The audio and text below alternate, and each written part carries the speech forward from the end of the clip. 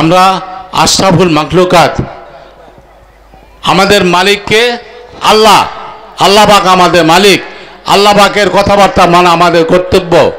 অন্যান্য প্রাণীদের মতো আমাদের প্রাণীকে পার্থক্য আছে না ভাই?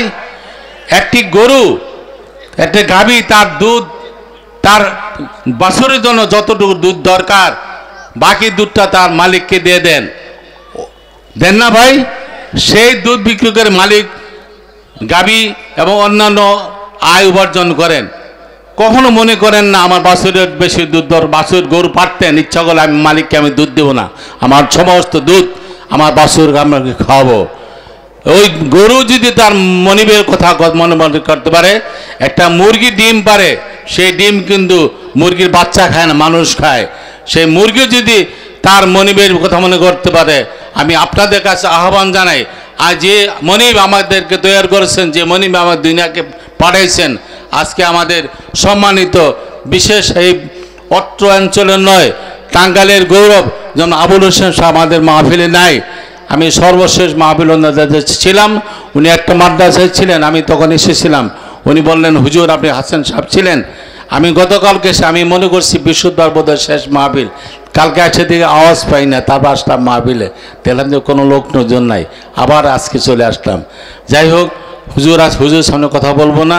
ওনার একটা বৃদ্ধাশ্রম করলেন, আপনারা যাচাই বাছাই করবেন বৃদ্ধাশ্রম করবেন না কি করবেন।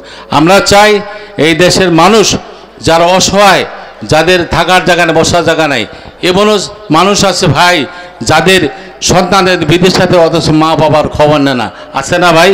সেই জন্য আমি আপনাদের আহ্বান জানাই, আল্লাহ পাক আমাদেরকে এমন কাজ করার তৌফিক দান করুন, যে কাজটি আল্লাহ পাক পছন্দ করেন, সেই কাজে আমাদের উদ্বুদ্ধ করুন এবং সেই কাজে আমাদের সহযোগিতা করার জন্য আমাদের সাধ্য অনুযায়ী, যেমন একটি গরুর উদাহরণ দিলাম, যেমন একটি ছাগল বা মুরগি উদাহরণ দিলাম, ঠিক এমনিভাবে আপনাদের সবাই, আমি সহ আপনাদের সবাইকে আহ্বান জানাচ্ছি, আমরা মনিবের খেদমত করি, মনিবের কথা মতো চলি, ইমানি শক্তিকে বাড়াই।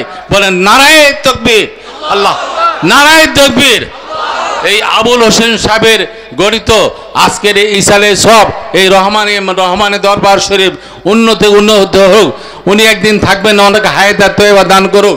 এই রহমানের দরবার শরীফ একদিন অত্র এলাকার মধ্যে মানুষের সেবার কল্যাণে চলে আসুক, এই আহ্বান জানিয়ে, এবং আমার পক্ষ থেকে আল্লাহ পাক আমাকে এমন তৌফিক দান করুক, সর্বোচ্চ আমার আয়ের অংশ যেন এই রহমানের দরবার শরীফে দান করতে পারি, এই অনুরোধকে আপনাদের কাছে দোয়া প্রার্থনা করে, যে কাজ করলে আল্লাহ পছন্দ করেন সেই কাজ করবার জন্য আমাকে তৌফিক দান করুন, আমাকে ধাবিত করুন। এই বলে আমি দিচ্ছি। আসসালামু আলাইকুম রহমতুল্লাহ।